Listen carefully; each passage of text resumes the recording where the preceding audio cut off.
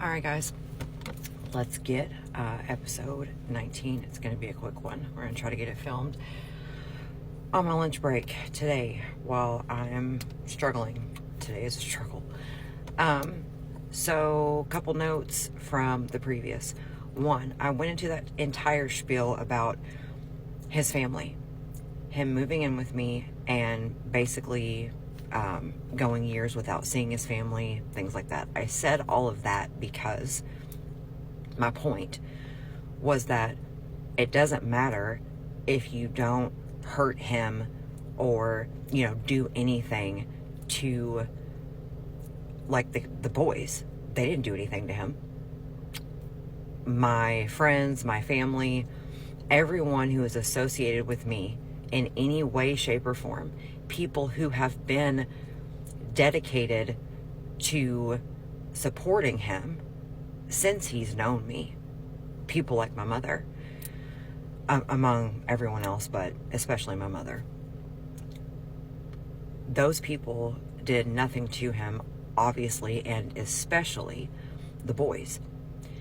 But that doesn't matter because he's against me. He washes his hands with everyone. That was the point of me saying that. The long-winded thing about his family. He was having issues with his dad. So everything and everyone else that was a part of, that part of his life, he moved to a new town with me, started a new life with me, and then did he keep in contact with every girl he ever knew and flirted with, had a emotional, physical relationship with? Yeah, he did, come to find out. But his family, no. The other thing, I was talking about perception in the last couple videos. When I was asking, I got the notifications via email that he had canceled all of our marriage counseling appointments. When we were having that conversation through text, I was like, hey, basically, why did you do this? And he said, I'm not going to have you and therapist sitting around talking shit about me. That's literally all he cared about. That's it. And also, after graduation is on a Saturday. I have family staying Sunday, Monday, Tuesday. Everybody goes home Wednesday. And he's constantly checking the cameras at home. That's another thing we'll get into, is him consistently spying on me. Tracker in the car, cameras at the house. It's for other reasons. It isn't. So he sees that I leave with my last guest to head to the airport. And then as soon as I return, there he is back at the house with a suitcase. Now that things have calmed down a little bit, it's been a week, I'm thinking, let me revisit this. Okay, this is out of the way now. Graduation's come and gone. Let's sit down and talk about our separation and what that looks like. Now, he starts in with, he's going to therapy. He pitched a fit that it was suggested, didn't want it, didn't need it, etc.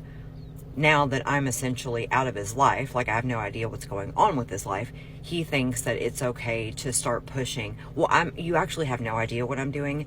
Actually in therapy. You have no idea what I've been doing, which was true. But I've been in therapy. So I try to revisit in those coming June, all of June, several times, as I've said several times. He's saying things like, I just have to support, of course I love you, of course I love my boys. I'm just going to have to support you from afar because I'm not a good person. And I'm a bad example for the boys. And I just saying anything, they're just words. But it went from that type of stuff. I love you. And, you know, I got to be on my own to figure myself out. I got to figure out how to love myself. It's so, I'm sorry. Given what happens, it's just so stupid. It's just so stupid. Like, he tried so hard. Anyway, so he's saying this type of dumb stuff to me. And I'm working my butt into the ground. Seriously. Like, seriously. So I'm leaving before the sun comes up, you know, getting home, you know, 8, 9, 10 p.m. sometimes. And as I said before, I'm still the only one doing everything with the kids and this and this and this. We have 200 pounds of dog. And I found out in 2023 that I had a hernia. And so also, like, before, let's say 2024, when I'm going through this health stuff, even if it were true that he just, like, didn't know how to handle it or whatever, back when things were fine and normal the year before, I find out that I have a hernia. And that man didn't ask me about it one time for 8 months, until I finally said, do you know that it's been 8 months and not one single time have you asked me about this? Oh, are you keeping score? Are you keeping score? It's easy to keep score when the score's... But he said, if it was important, you would have brought it up. I'm your wife. The only thing that we talk about at all is your hands, arms, knees, back, whatever surgery you need at the time. Because for a while it was like every year, basically, it seemed like he was having to have surgery for something.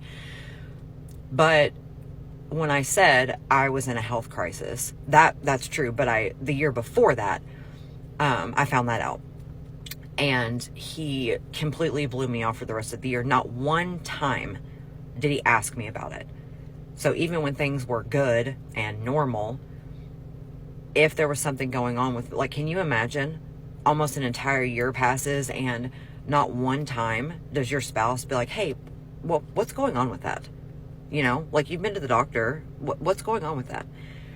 So anyway, this is all I'm going to have time for during my workday. So part 20, I think, later.